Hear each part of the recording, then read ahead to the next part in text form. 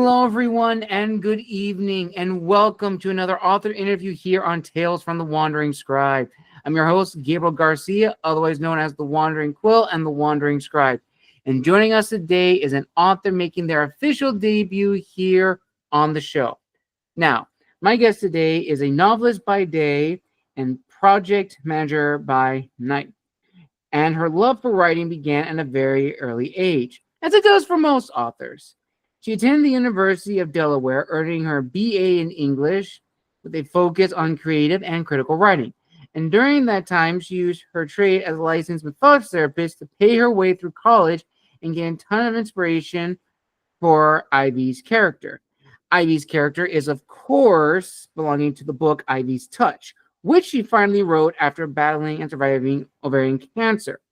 Once she realized how short life really was, she quit her job and said, you know what? Let's write this thing and see where it goes. And after that was done, she returned to the grind, and the book collected digital dust for over 10 years. That happens to a lot of us. Now that she is established and in a better place, she has made the decision to publish. This book is the first in a 3-part series. Book 2, Ivy's Kiss, is currently under construction and sitting at 55,000 words, and she's thrilled to be moving forward with her career as a bona fide novelist. So, without further ado, let's give a huge round of applause to today's guest, author Stefany Linaweaver. Stefany, welcome to the show. Thanks so much for having me. I appreciate it. I'm excited. Awesome, Stefany. Awesome. So excited to have you here. So, as a little icebreaker, is there anything possibly your readers or fans may not know about you? So I've got a couple little facts here.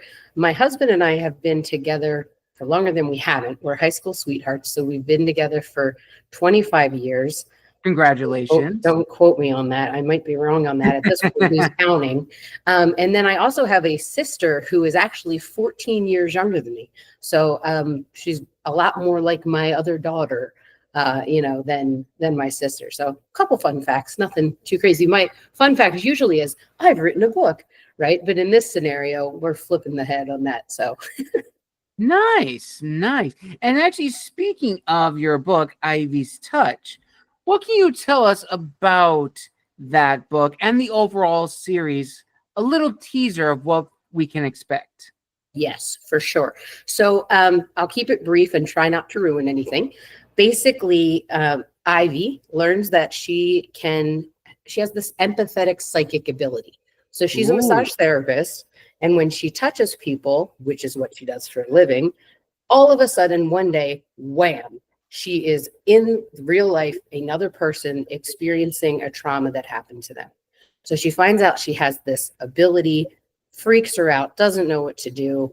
And what ends up happening is her brother ends up in a coma and her niece is missing. So she has to use this newfound power to touch her brother while he's in his coma and try to find some clues, eventually leading to going down the path to the victims as well as, the perpetrators, and touching them to find clues to help to find her niece, Sabrina, who's been kidnapped. Fascinating. Absolutely fascinating. I like that. That's a really, really good premise. And honestly, I love the titles, Ivy's Touch and, of course, Ivy's Kiss, which is book 2. Very, very nice. So before we dive deep into the creation, overall construction of the Ivy series, let's talk a little bit more about you, Stefany. So from your bio, you've loved writing for a very, very long time. You have your BA in English, in English with focus on creative and critical writing. But I am very curious, what would you consider to be your definitive aha moment that really pushed you on the path to becoming an author? There were a lot of things that's mentioned in your bio, but can you name a specific definitive aha moment? Yeah, I think I was experiencing some imposter syndrome when I was in college, right? I Mm, wanted to be a writer. I thought I was a good writer, but not really 100% confident. So I was taking a Shakespeare class, and I had this amazing professor, Dr. Hayward Brock, and he had come to me and he said, "You're really good at this." And he says, "Why is your major biology?" I'm like, "Well, I want to make a lot of money. I'll be a biologist, right?" And he says, "I understand that, but you're really, really good at this. You should consider looking into, more of this vein." And that was when I said to myself, you know what? Yeah, this is what I want to do. I do think I'm good at it. It's okay to think that I'm good at it. And here's a person who I respect and who has done really good work himself, who's telling me I'm good at it. So, aha, let's do it, right? So that I think that would be my first real adult aha moment. nice, nice. And going back in your childhood, were you always a creative person, or did this creativity come later towards your adult life? Always creative, and my daughter is the same. She's actually very good with actual art drawing, right? Whereas Ooh, I'm the writer, she's the artist. But as a child, I was an only child until my sister, right, who 14 years later, I was an only child. I had to entertain myself all the time, so I had to live in my imagination quite frequently. And as soon as I got my hands on pen and paper, that imagination spilled out onto the page. So I've kind of always been like that. very much the same. I'm also an only child, so I completely understand the struggles of being an only kid, especially It's with tough. a lot of yes, with a lot of imagination in one's head and trying to find an outlet to express that creativity. Absolutely. Very, very true. So now let's dive into the overall construction of the Ivy series. So let's start at the very beginning. So once you had the idea for the story of Ivy, did you have an outline already planned, or would you consider yourself an author that is very spontaneous? So it's funny because I call myself a pantser, right? Author, where I fly by the seat of my pants. But really what it is I'm so super hyper organized that I'll create outlines that are just too much. There's too many details, too much of this. And then by the end, it ends up being just a rough idea of what I want to do that turns into a crumpled piece of paper that's covered in coffee at some point, right? So I do attempt to write outlines at first, which help get my big thematic ideas down on paper. Mhm. But as far as like chapter by chapter, or even scene by scene, I tend to just let it flow. And then part of my process is I write very big chunks, and then I go back and I reread those chunks, and then I write my next chunk, right? And I go back and I reread it. And if I start to get lost, I'll pick up the pen and I will do a little bit of an outline to keep myself on track. Right. Very true. Very, very true. And after that period, when you finally got your rhythm, so to speak, did you have a ritual or routine that kept you centered and focused so that way you could finish the first in the Ivy series and then eventually carry that over into Ivy's Kiss? That's a great question. So and in my bio, I mentioned I had some life-changing stuff happen, right? And Mm. I had a scary. So, oh my God, I could have died, and I never wrote my book, and I need to write my book. So in that scenario, it's a little different because I was young, dropped my job, cashed out my 401k, and spent 3 dedicated months every day, nose to the grindstone, just like a job. Wake up, write, go to sleep, wake up, write, go to sleep. As I've gone into my next phase years later, right over a decade later, doing this again, my process has changed significantly because I have my regular job Mhm. and my daughter and my husband and all these things.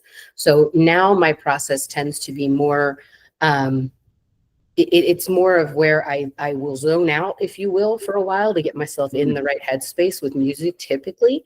And then keep the headphones on. I don't listen to music with words, just regular music. A lot of times it's EDM music. And then I just go to town.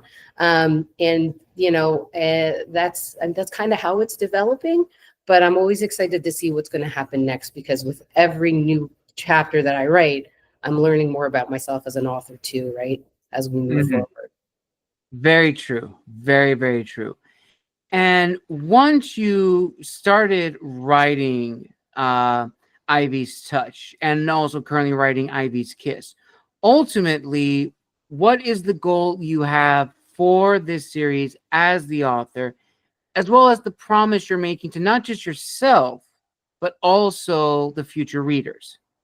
Yes. So for myself, this is my, and it sounds cliche, but I don't care. This is my dream, right? This is my love.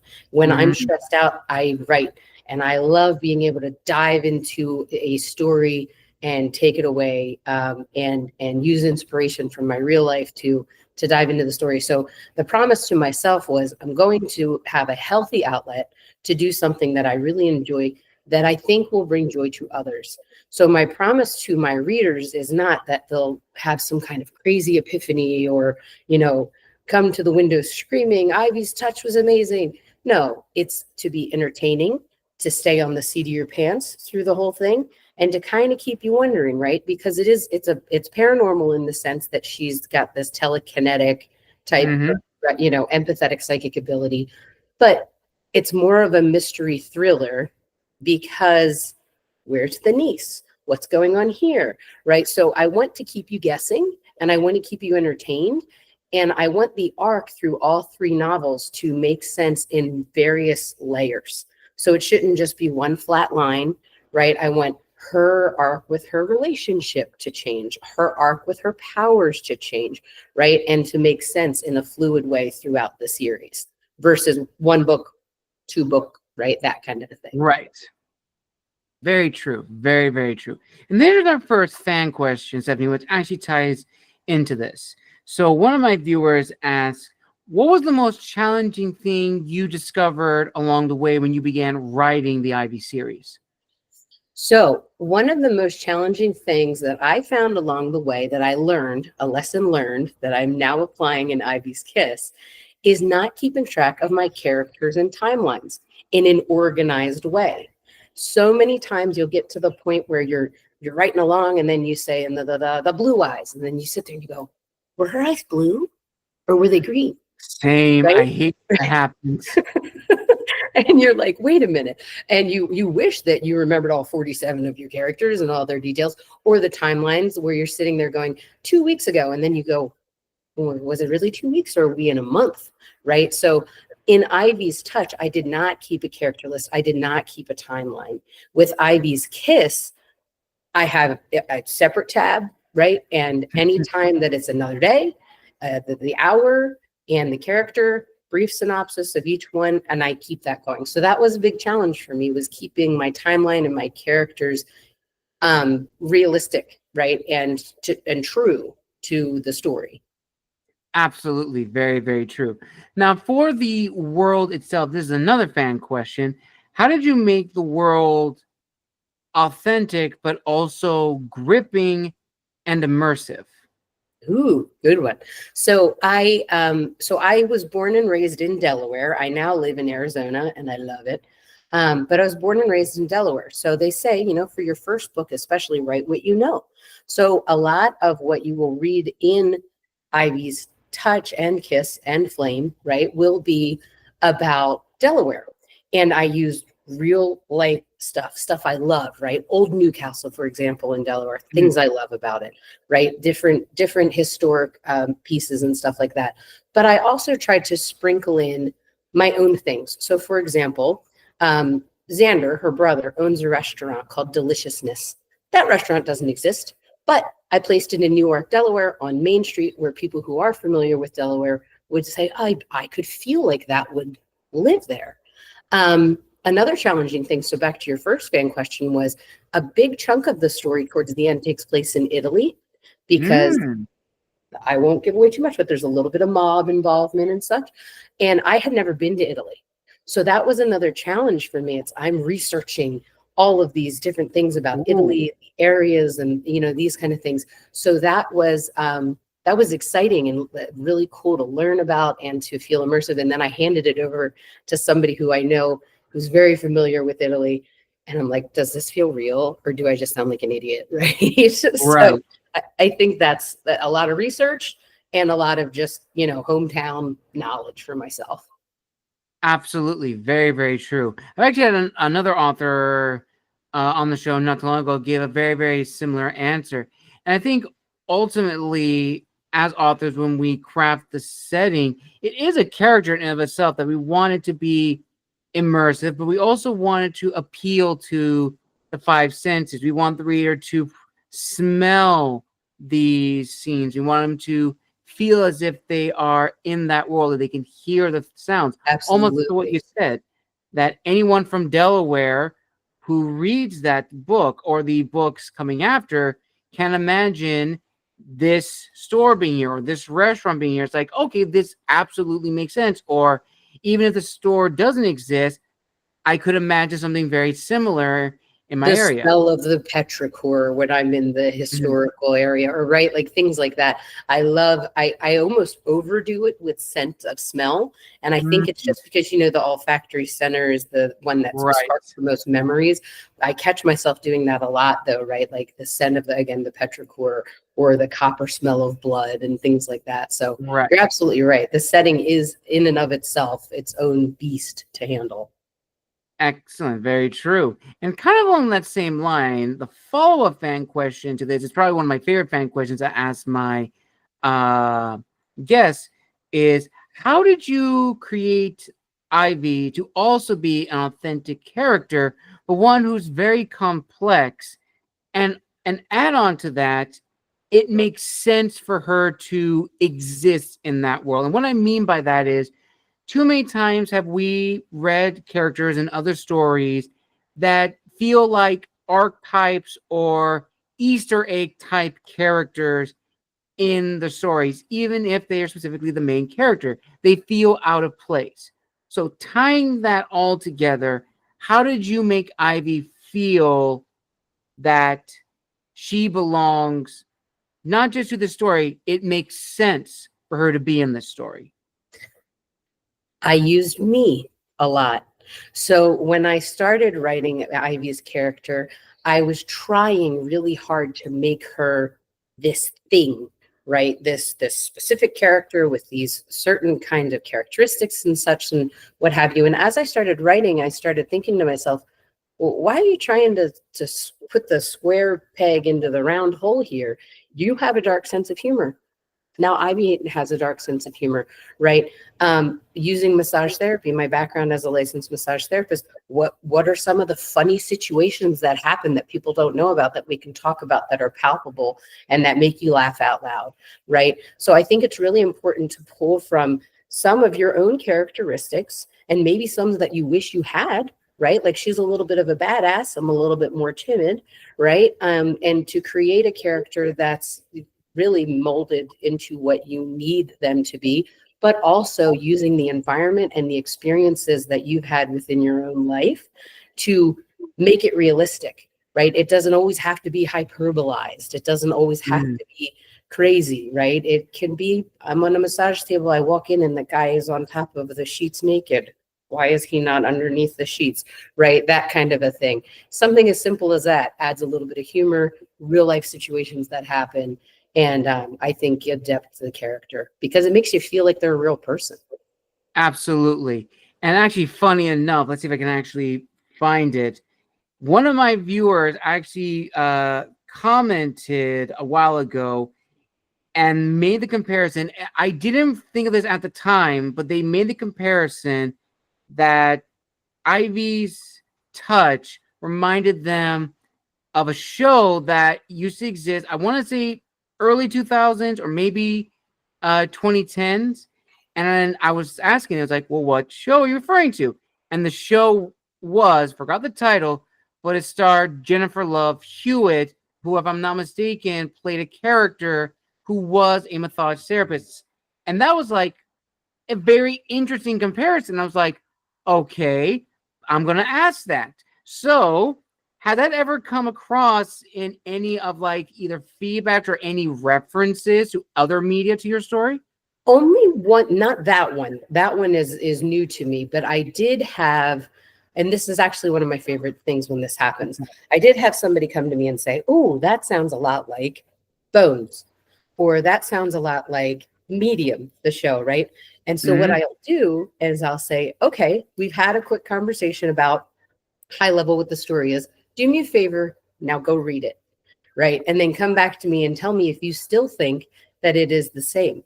I think all artists, to some degree, based on experience, pull some, level of inspiration from other things. But I Mhm. also think it's really important to be super authentic. Yeah. So it's my favorite thing to do, right? Is when somebody says this sounds like this, oh, that's really interesting. Go ahead and read it and then let me know what you think, right? So no, hadn't heard that one yet. But Medium, somebody's told me about Medium. Haven't watched it yet. And then Bones, which, what an honor to be compared to such an Mm. amazing series. So I'll take the compliment. Absolutely. Very, very true. And I think all authors are inspired by some sort of media.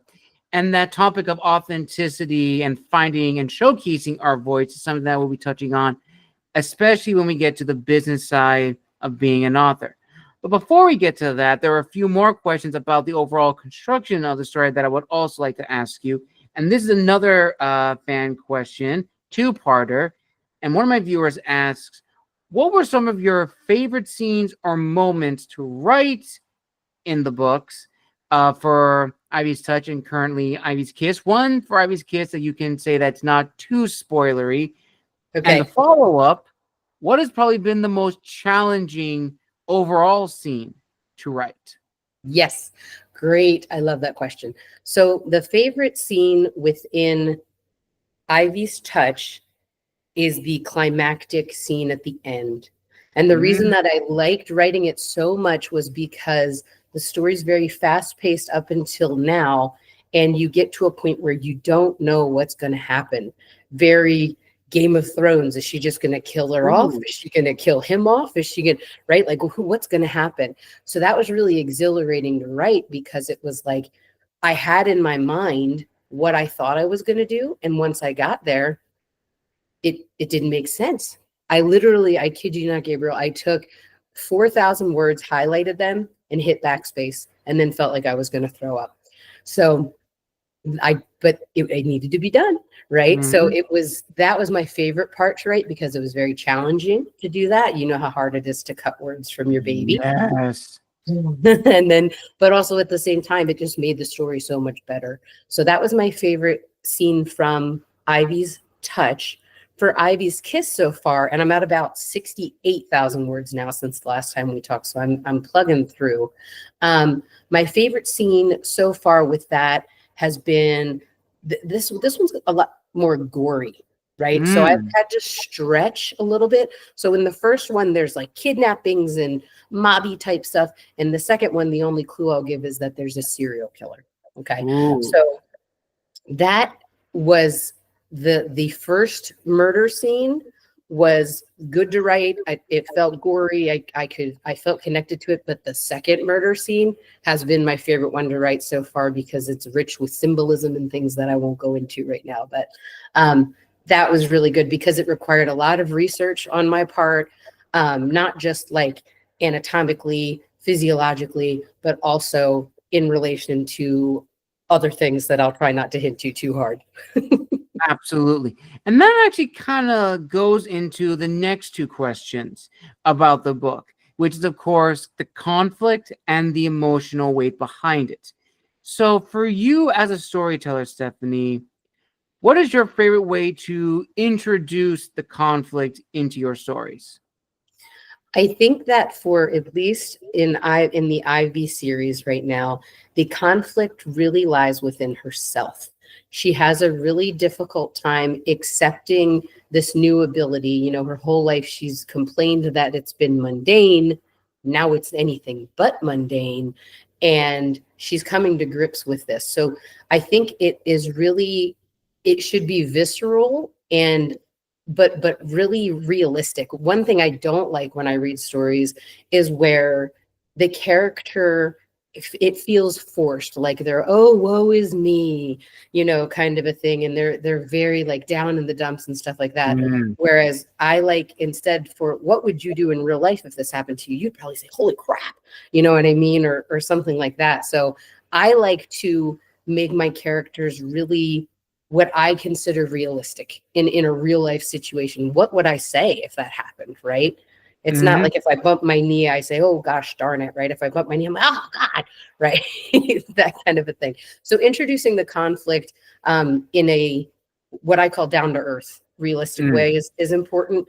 And that's, not only within yourself, but then also with others. Because of course, with Ivy's touch, the conflict is very real when it comes to all of these perpetrators and people that she's interacting with. And I think the best way to illustrate that is through dialogue for me. Mm. I do much better with dialogue than I do with other stylistic ways of writing. So dialogue for me is a really good way to introduce conflict, whether it's internal with the character themselves or external with other characters. Absolutely. And kind of like a follow along to that, how do you balance the emotional depth with the conflicts? Because you want them to be equal. You want the conflicts to trigger those emotions, but the emotions have to feel authentic. And as you said earlier, realistic, that this is a possible scenario that this person's going to be in and possibly going to feel. What I have done, there's a couple of ways to answer that, but one thing that comes right to mind is I have had I've had panic attacks, right? So I've Mm. had a panic attack. It's terrible. When I've had a panic attack, what you want to do is you just keep panicking, right? Like it just kind of spirals out of control. What I've learned to do now, which actually is therapeutic, is grab my notebook and write down exactly how do I feel.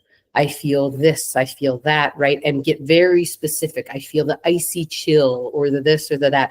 So that when I'm writing about those emotions for the characters, I can really describe in real life what I feel in when those scenarios happen to me.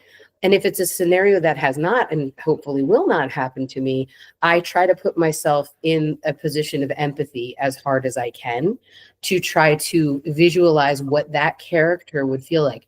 One interesting thing that I'll tell you is that in Ivy's touch, you learn that trauma is not just something that happens to you as a person. It can be something that happens as a result of something that you do.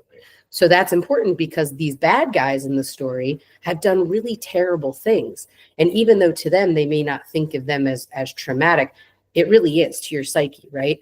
So that's Mhm. one thing that she learns is she can touch these perpetrators and she can experience their most recent trauma, even if that trauma is them inflicting it on someone else. And that was challenging to write through the Mhm. eyes of a killer or, whatever, a criminal of some sort. Did I answer your question? I rambled on Yes. that one a little. No, that actually was, very, very true. Very, very, very, very good. That was actually a really good answer to that one. And this kind of goes into overall what we talked about, as authors, we love to write. We are storytellers. But of course, this is a very lonely journey, a lonely venture. And there are going to be days that we don't want to write. We don't feel motivated or we're not as disciplined as we used to be. And even if we are, we're going to have moments where we don't want to write, and that can be a multitude of factors from imposter syndrome to also the dreaded writer's block. So for you, Stefany, how do you handle the writer's block? So writer's block for me is a tough one because when it hits hard. And it's because I try to force myself. That's what happens is I'll try to force it and just go. Just do Mm. it. You just need to write it, right? And I've learned very quickly that that doesn't work for me. So what I have found out about my brain in particular is that if I put it out of my head, literally, like I'm not thinking about the book today. That's just not a thing. I've got 5 other things to focus on. I'm going to pick 3 of them, and one of them's not the book today, right?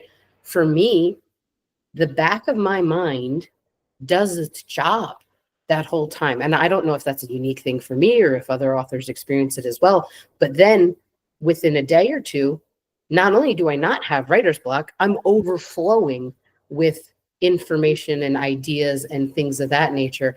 But I think for me is the writer's block is worse if I try to force through it. Mm. So I just need to for myself, I let it ebb and flow. and it goes away. And then I'm back to the grindstone, right?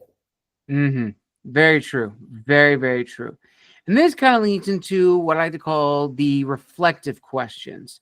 So, on this topic of, being authors on this lonely journey in the beginning, sometimes we are hesitant to share with others what we are working on. I've had a lot of authors on the show who have shared their stories on this particular question. Some have told their friends and family that they were working on this book or their respective books in the beginning, and some have argued or stated that they have told them at the very end or near the end where they were at the point of publishing.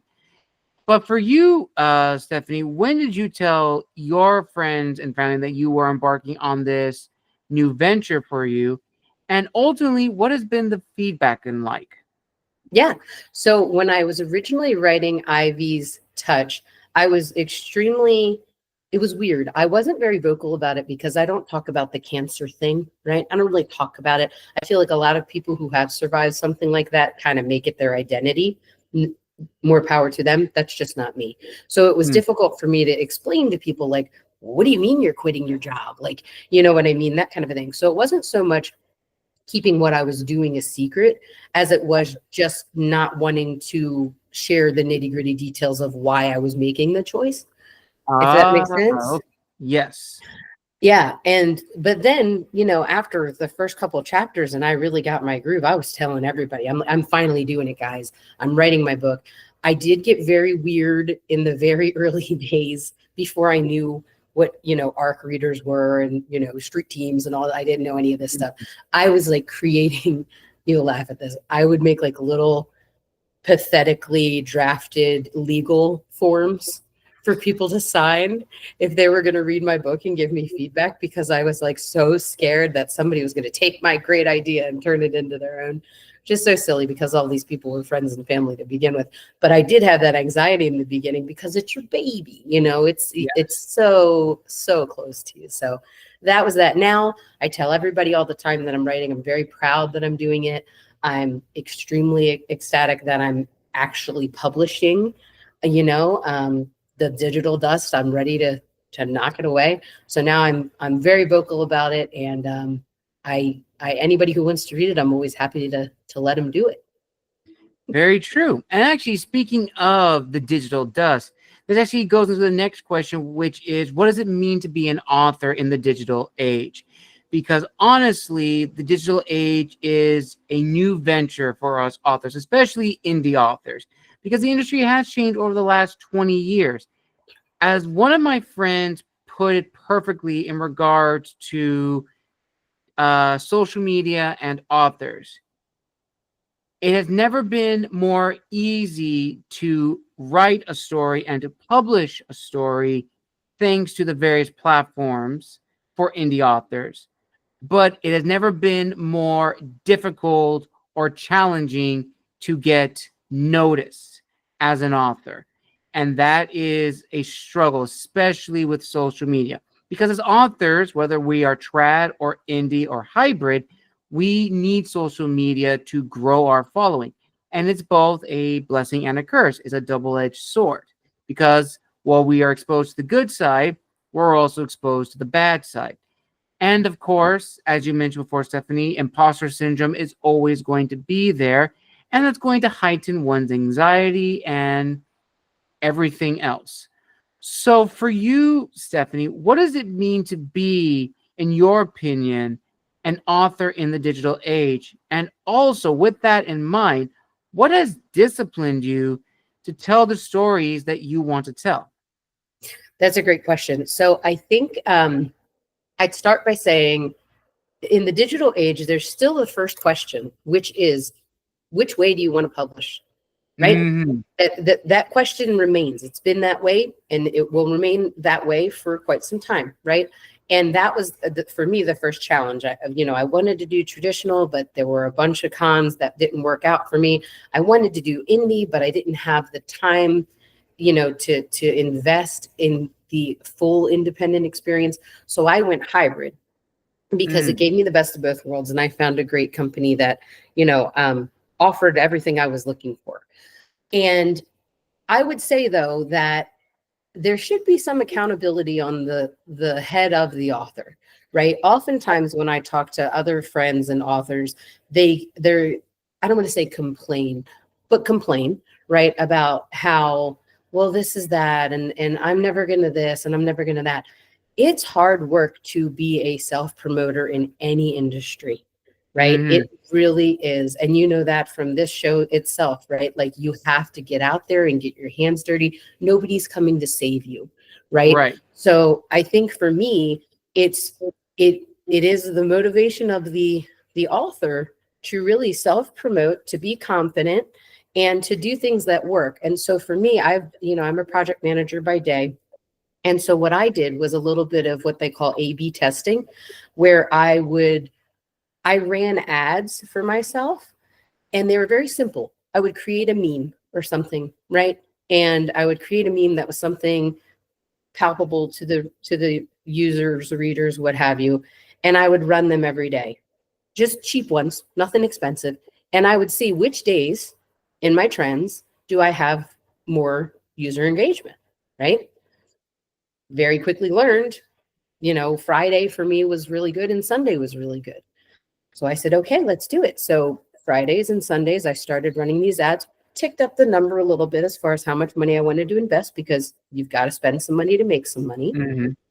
And I've gotten up to 1,400 something followers in a little over 2 months at this point, which I'm proud of. I think that that's a really good milestone that I've hit so far. But it is self-promotion and making investments, whether that be time or financially.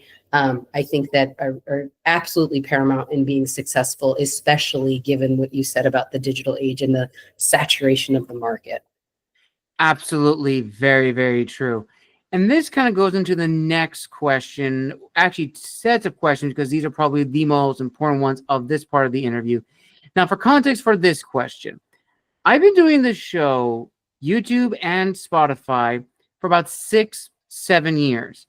I have done now about 428 videos, interviewed over 190 authors. Well, you being the 191, I should say. And it's incredible of how much I've learned from everyone that I've had on my show. It is absolutely insane. And also the people that I had on Spotify back in the day. And from the people that I have interviewed, I learned that a majority of us independent creators began our start during the COVID years, the lockdown years, where I've heard the term COVID author has been coming about and sprinkled here and there. And the reason why is that some have argued, and there is evidence to back this up, that the lockdown years became a breeding ground for new voices, for new talent. I was one of those. I began writing back in 2019, and when the floodgates opened, the market was flooded with new talent, with new voices. And that is amazing. That is awesome. But as I've gotten through my writing journey thus far, I've been looking at the industry in a different perspective than I have when I first started. And it comes down to, are we in a golden age because there are more people in the industry? Or are we in an iron age because we have a better foundation? And some people argue that we are in a golden age because of the new voices in the industry, whether that's narrators, authors, editors, artists, what have you.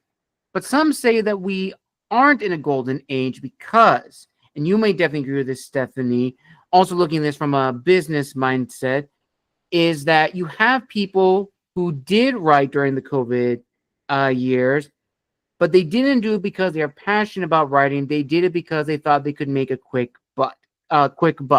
And honestly, as I've said numerous times in numerous interviews, viewers and listeners, this is not a get rich quick industry. Sorry to burst your bubble. It's absolutely not true, which is why a lot of people argue that we're in an iron age or new age, where the foundation is a little bit stronger because we have people who, you know, went through the trenches, pushed through, persevered, and established a stronger foundation.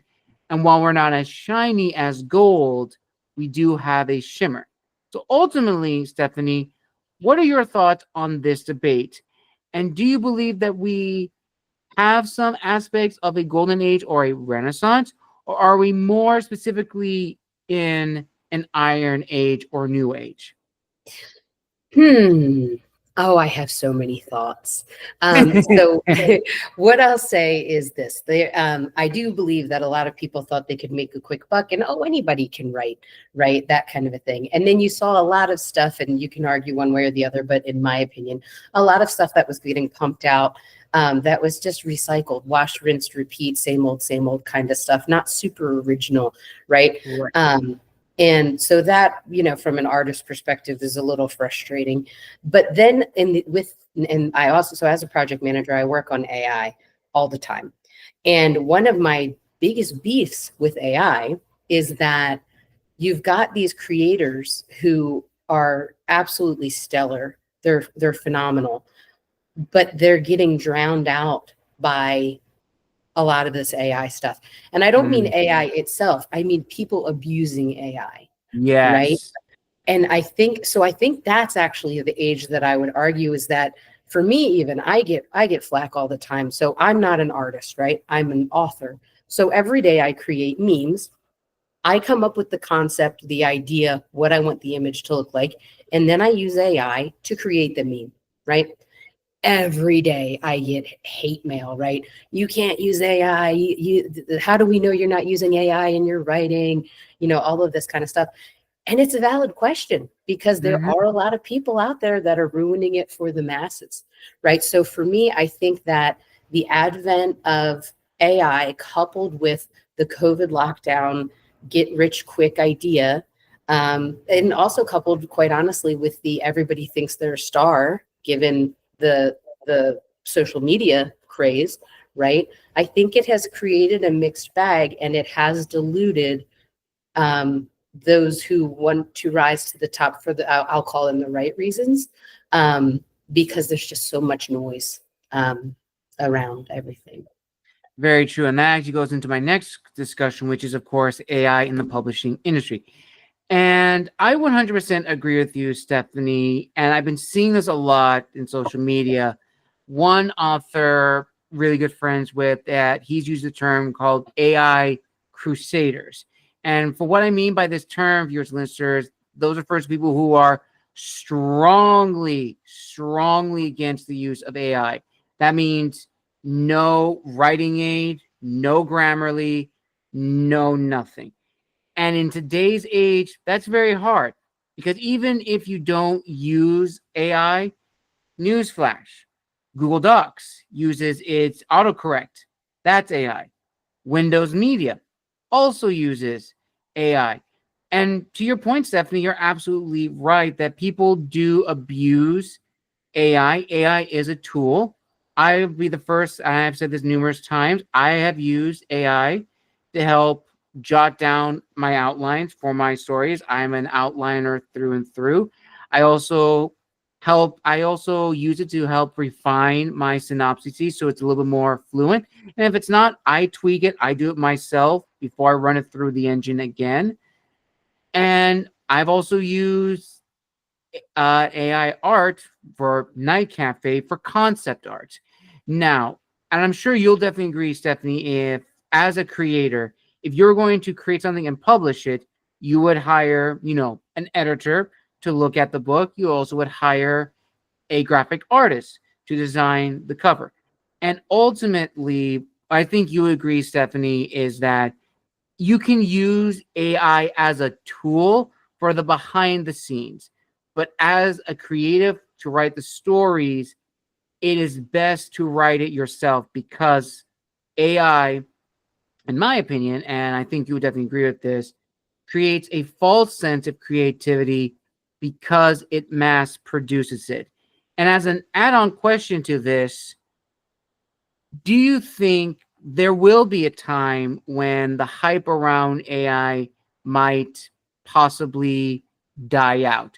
It will still exist with us, but the idea of people using it creatively to write 500-page stories in a week might wither away. Yeah. So I think, like I said, I work with AI all day in a different capacity. I work with like large language models and machine Mm, learning and stuff like that. But so now I know a lot about AI. So here's what I would say, in my opinion. The first part I would say is when people first invented the dictionary, I guarantee you there were a bunch of dictionary crusaders, right? Well, you're not you're using the dictionary. You should know this off the top of your head. You don't need to be educated, right, to do that. When people first started using Google in the beginning, I'm sure the same flack came through for our creative minds, right? You're right. using Google to do this. Pick up a library book, go to the library, talk to people, that kind of thing. And now for me personally, I primarily use AI for research purposes only about things that are way beyond my brain. So I need to know of an autopsy, what kind of information is within an autopsy, right? I don't have my trusty autopsy book here or go to the Mm, library to get it. I'll ask ChatGPT, could you give me some examples of nomenclature and things that are used in autopsies and what they mean? So that when I write my story, I'm using the research that I'm pulling from the AI, never the creativity from the AI. And AI will try to get you. It'll say, would you like me to put this into a blah, blah, blah, and no, thank you nope. very much. I would like you to just tell me what the thenar eminence is, right?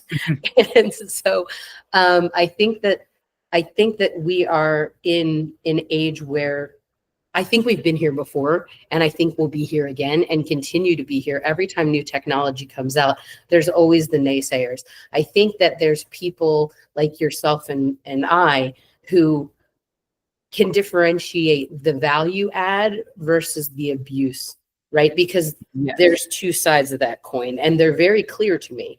You can use it as a tool or you can abuse it. And if you're abusing it, you're not a creator, in my opinion.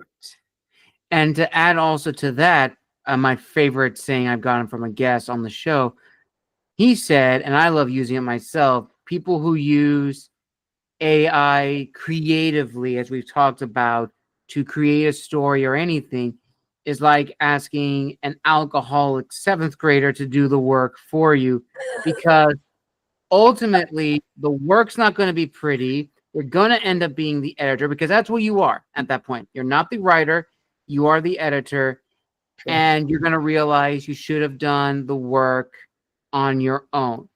And again, as you mentioned, like I just said, it's the business mindset of understanding when to use it and when not to use it. And you and I have given like very good examples. And that now goes into the business side of being an author. Now, some icebreaker questions.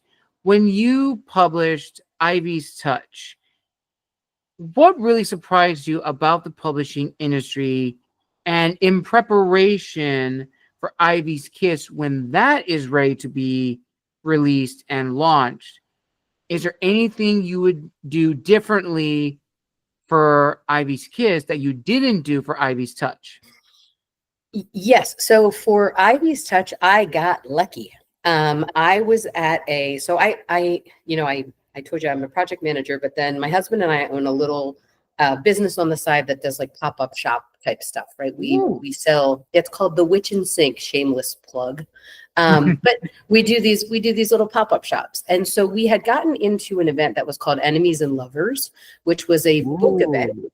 very cool, where people would come and there's a million authors there and they're buying books. It's a lot of romanticises and things like that, right?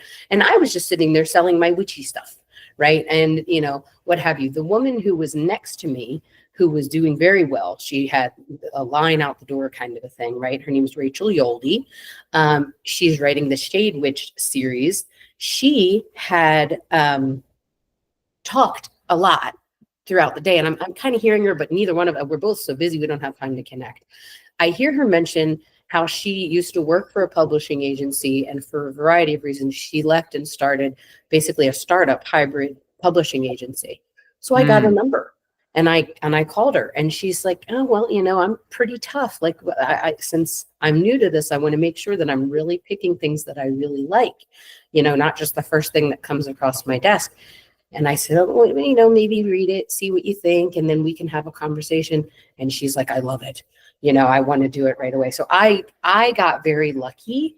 And I'm very happy with my experience thus far. The only thing that I would do differently, and we'll have a conversation with her about, is getting ahead of the 8 ball in regards to self-promotion before things come out. I don't want to get to the point where the book is being printed and now we're talking about it, or now we're setting up shows, right? So I want to be a little bit more proactive with Ivy's Kiss than we are currently being with Ivy's Touch.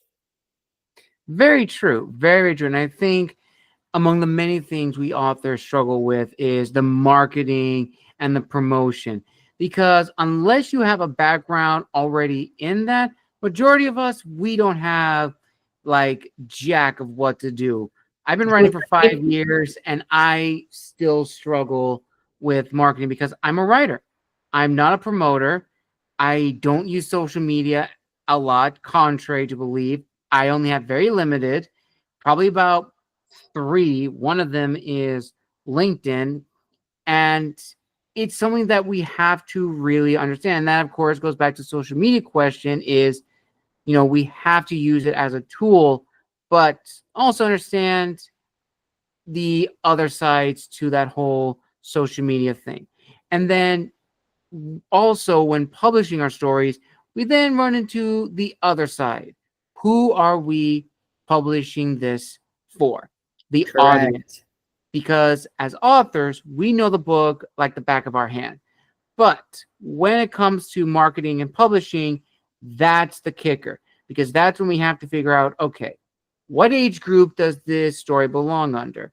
What genre does this book fall under? What subgenre? Every little thing. And this is another 2-part question, Stefany. So for you, when writing Ivy's Touch, did you have a good idea of your audience at the time?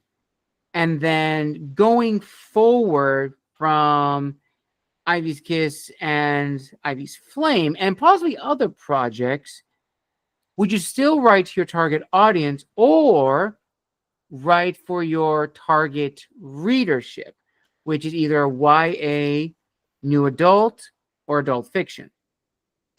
So I've always said that and I feel like this is so like, but I don't like to be put in a box, right? Like I very much like the idea of, oh, I write for everyone. I'm the everyman writer. That's not true. I'm not.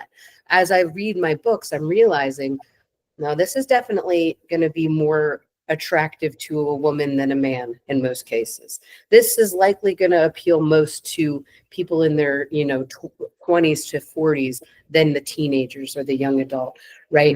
And I like that. Now, what I will say though is, so for the Ivy series, I think I really like sticking with my target audience.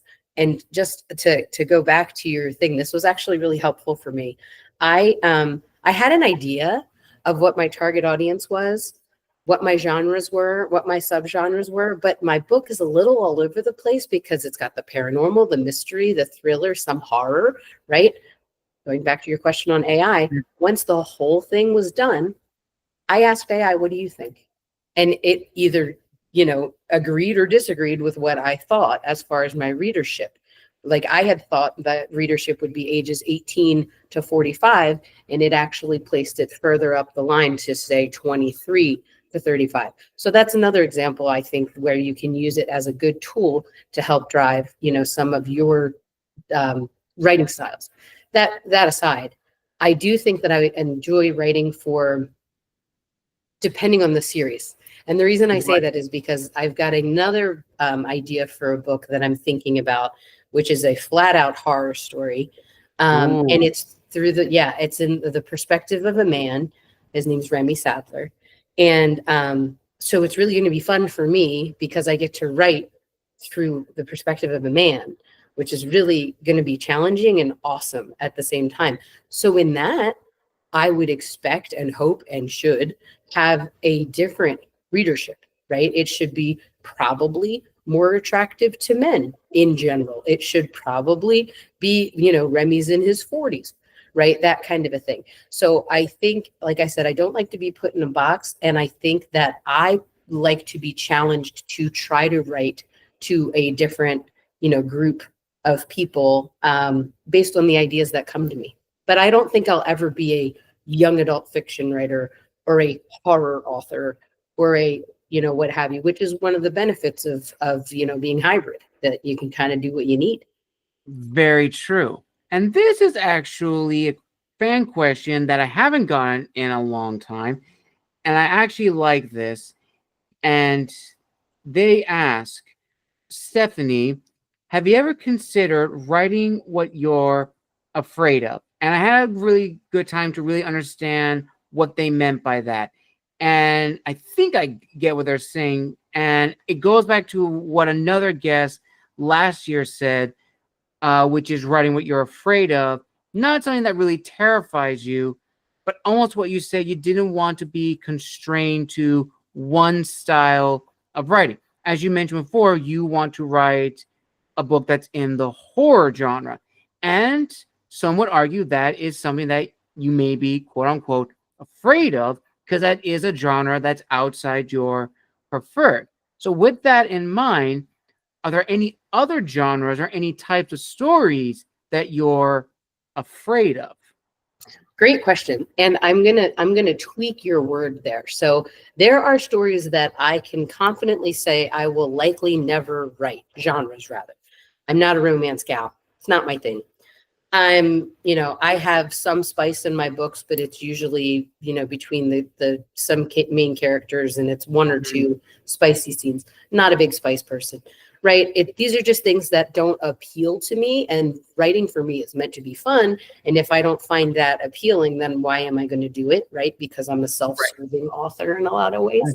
But as far as writing things that I'm afraid of, I think that I will always write things that are challenging. Afraid for me is it's a little bit of a weird word, but challenging, absolutely. And to be challenged is something that I often fear. So kind of in the same thing, but I really do love pushing myself to write about things that I know nothing about. So writing from the perspective of a man, right? How would a man handle this situation? And that kind of a thing, right? So yeah, I would love to write about things that are challenging, which can be fearful, but I won't write about things that I don't find interesting, if that makes sense. Very true. And I know exactly the same feeling. And my first add on to that question is I was actually challenged to write a short story, a horror short story. I have never written anything that was of the horror genre. And I decided, you know what, I'm going to do it. I wrote a 2,500 word short story called Hellhounds, set during World War I between the Marines and the Germans. Here's the caveat. The Marines are werewolves and they eviscerate the Germans. As soon as I sent that in, everybody was in awe because it was something I had never written before. And they said I should expand upon this. And it's gotten me thinking that possibly down the road in the future, I will go back to Hellhound and revamp it. Probably keep the title, but maybe have the story be changed a little bit. Ultimately, going to this notion that we mentioned earlier in the beginning is finding our voice and presenting our authentic selves, because that is probably the biggest struggle for authors is what kind of person do we want to be? And what I mean by that going further is when we write in our preferred genres, we have to know that there's a certain level of expectation readers have of said genres. For thriller, they expect this. For horror, they expect that. For romancity, I cannot tell you how many times I've heard this from fellow authors who have tried to write in that and that they need to have all these tropes. even though they are not a trope writer. But I digress. It's one of the expectations authors have to account for. It's this balancing act where we don't want to be too original that throws the reader off, but not be a carbon cut copy of something that already exists. So, for you, Stefany, almost going back to the comments made about your book having a similar feeling to Bones and the other show, how do you balance the two sides, your authenticity, showcasing your voice and creative side as the author, but also bearing in mind the certain expectations that readers may have? Or do you not consider the expectations, not in a negative sense, but knowing that you're not going to please everyone, but you're just going to write the best story that you can? I've got a little bit of a cop-out answer there, but I'm going to give it to you anyway. So the first piece that I would say is I think that every good writer is a good either reader or watcher. I've met a lot of really good writers that don't read a lot, but they watch everything, right? And I think that that is how, as a creator, you do learn these things. They interweave into your brain. You know that in the horror story, this guy's supposed to die, or you're shocked when this one doesn't die because usually that is what happens, or what have you, right? These themes that you learn. So I think that as a creator, it's really important to be well read or well watched, right? What have you, so that you're baking in to your brain those things so that they come naturally, right? So for me, I've learned now as I've grown as an author, the importance of different arcs. Whereas before, I wouldn't think, when I first started writing, I wouldn't think, well, how is Ivy's relationship with Kevin going to progress through the story? It would just be kind of, I'm writing and these things are happening and what have you. Now my brain goes, okay, well, where do I want them to be in Ivy's kiss? But where do I want them to end up in Ivy's flame? Do I want to create tension here or there? Same thing with the powers. Do I want the powers to develop? What challenges do I want her to have? These kinds of things that kind of ebb and flow to make the whole series, have the right angles that I'm looking for. So I say it's a cop-out because I don't necessarily think that I write in the style of this is the trope for how a thing is supposed to be. But I think that naturally, because I am such a heavy pop culture person, reader, right, that it's baked in there already. I think that I naturally fall into those cadences and patterns as a result of just being so nerdy, right? Very true. And on the topic of tropes, are you an author, or actually, let me backpedal. I've seen this debate numerous times on social media of what is more important to have, themes or tropes. Themes seem to be the more dominant side to this argument, where tropes, people who try to defend tropes, from what I've seen from other authors and beta readers and ARC readers, it doesn't really gravitate or pull the story in. It's nice to have them, but it doesn't really add to the story.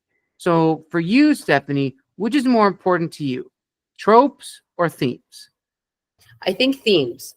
And the reason that I say themes is because you can stretch a theme. A trope is a trope, right? So with what I mean by that is, again, that whole don't put me in a box, right? I kind of feel that way with tropes sometimes. Like a trope is, this is a formula, a very simple formula, right? Like this is what needs to be done to follow this trope. With a theme, you can stretch and bend that theme and still make it a lot more creative, I think, than you can with the stereotypical trope, right? So I guess that's what I would think about it as. Absolutely. Absolutely. And kind of going back to social media again in a little bit, one thing that we haven't touched on in this interview is the discussion of networking, which is very vital to authors. And I think it is a tool that all authors need to have in the beginning of their career. So, Stefany, I would like to hear your thoughts on the powers and the benefits of networking, and if there are any people, specific people, you would like to give personal shout outs to. Yeah, that is great. So I've never been much of a social media gal. When I started the Witch and Sink store with my husband, right, it was a fun side project thing to do. And that's when I realized quickly, like, ugh, I got to become the social media gal, right? Because otherwise people aren't going to know that we exist, and we need to get, get ourselves out there. So I learned a couple tips and tricks when it came to that, which I then applied when I did my Stefany Linaweaver books Instagram page. And what I've learned through there is what they call, which you're aware of this and everyone is, right? The Bookstagram community is, it's phenomenal.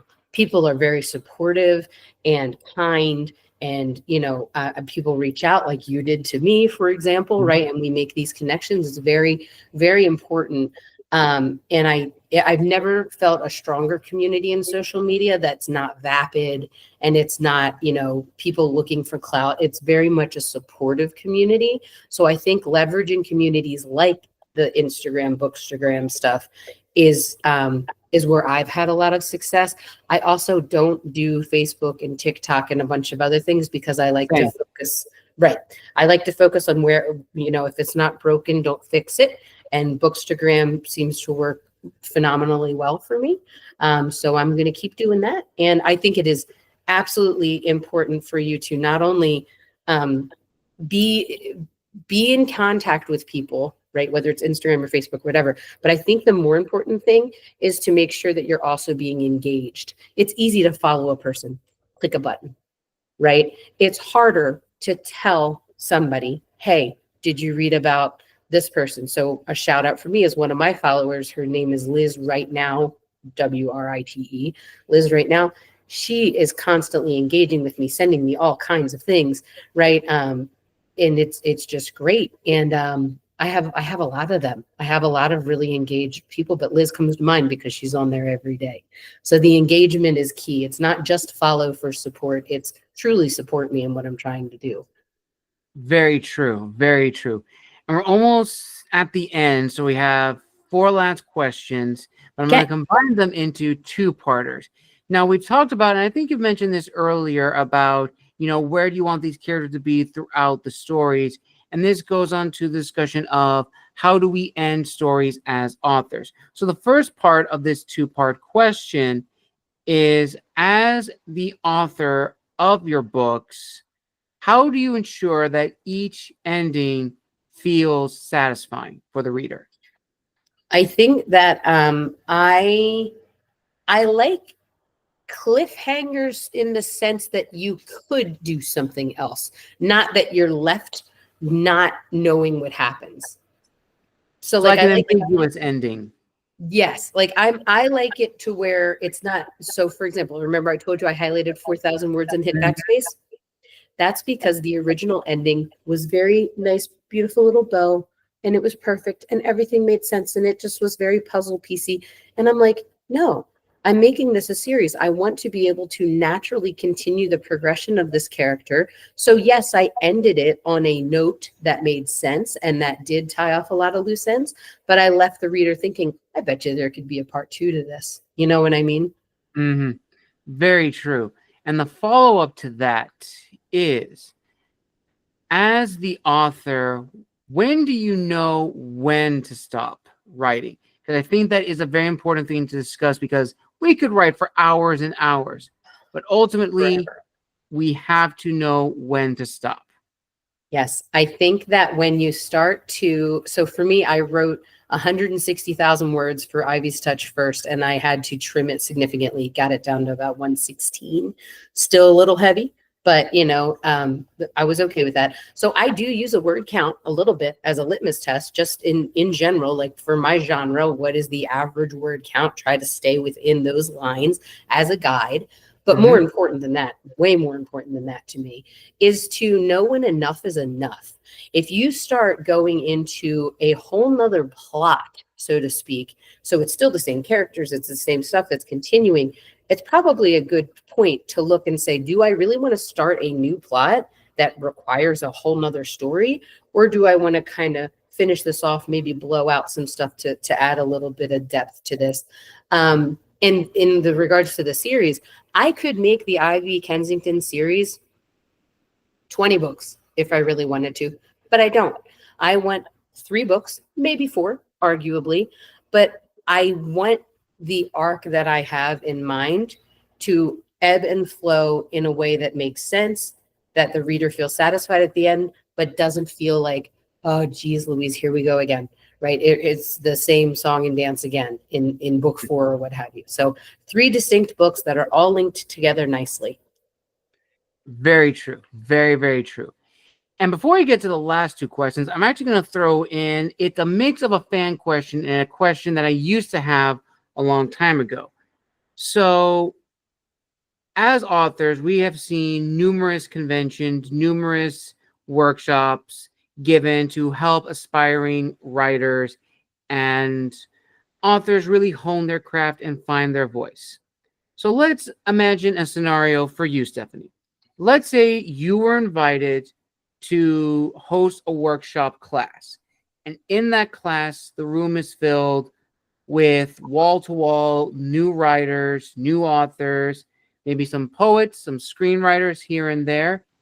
And of all the topics to choose from, let's say you choose this topic, to be an author and to be known as an author, how to know this is right for you. So as the teacher in this fictional scenario workshop class, how would you teach that to that auditorium of new and aspiring talent? I would say that it starts with, I would again talk about imposter syndrome, right? I would start with that because I think that there are 2 flavors. You've either got imposter syndrome where you just don't feel like you're good enough, or you've got the antithesis of such, right? Where you think you're amazing, right? So what I would start by kind of saying, like, is this, where do you fall on this spectrum, right? Are you here or are you there? Now let's have a conversation about how do you get better towards getting towards the middle? Because I truly believe that if you are an artist at heart, a creator at heart, you already are, right? But I don't think it's something that you can train. I think it's something that you can help people hone, give people skills for, and give advice and stuff like that. But it's been my experience with folks that, like with management, not everybody can be a manager. I can teach you managerial styles, but some people just aren't managers, right? So kind of would think of it like that. But yeah, what end of the spectrum do you fall on? How do we get you to the center? And if you are a creator, you are a creator. And let's just, let's figure out what are your goals and what are your aspirations? What problems are you trying to solve? Very true, Stefany. Very, very true. And the final 2 questions of this amazing late night author interview are this. With everything you've learned thus far in your career as an author, what is your word of wisdom to fellow authors and writers listening and or watching this interview right now, and to your readers and potential new readers just learning about you for the very first time? What do you want them to take away from your approach to storytelling? Awesome questions. So as far as what I would say, kind of like a lessons learned, right? Or what advice I would give is, do not allow the digital dust to keep getting bigger and thicker, right? Just do it. The whole Nike phrase, right? Just do it. Don't be afraid. Don't do it. Do it for yourself, right? Do it for the right reasons. But I cannot tell you how much regret's not really the right word, but I'll use it. How much regret I have for not having just done this earlier, right? Like I'm sitting here going, geez, I could have already been through Ivy's Flame at this point and working on the Remy Sadler story or the this or the that, right? Life is very short. And if it's something that you want to do, you should absolutely do it. And you should do it, even if it's just, putting it on your own computer for your own pat on the back, right? Just do it is the advice that I have. And then as far as what I want from my readers, I want people to read my stories and feel good. Not necessarily feel good about the story or whatever. I want people to walk away feeling like they were able to escape their life for a few minutes. They were able to dive into something where they could hear, smell, taste things and laugh out loud, cry out loud, right? I really want my readers to feel my books, and I want it to bring them joy in the sense that it's that escape that everybody needs. And I mean, that's really what I want. I want people to read my stuff and to feel really good about it. Beautifully said, Stephanie. Beautifully said. And with that, viewers and listeners, we conclude this late night author interview here on Tales from the Wandering Scribe. I want to give a huge thank you to Stephanie for making her official debut here on the show. Now, Stephanie, where can people follow you on social media, and where can people buy a copy of Ivy's Touch? Okay, great. So it's Stefany.Linaweaver.books, and it's spelled quite uniquely. It's Stefany. And then Linaweaver is Linaweaver. So Stefany.Linaweaver.books is my handle on Instagram. The book's not coming out until 2026, so TBD there. However, I am publishing with Ink and Ivy Press. So we will have the book for sale there for sure, but likely there'll be some additional Stefany Linaweaver Books LLC webpage or something. And then in a bookstore near you soon. Awesome. I will link all that down below in the description of this video. And when the pre-order link does become available, you will see it down here below, as well as on Stephanie's social media page.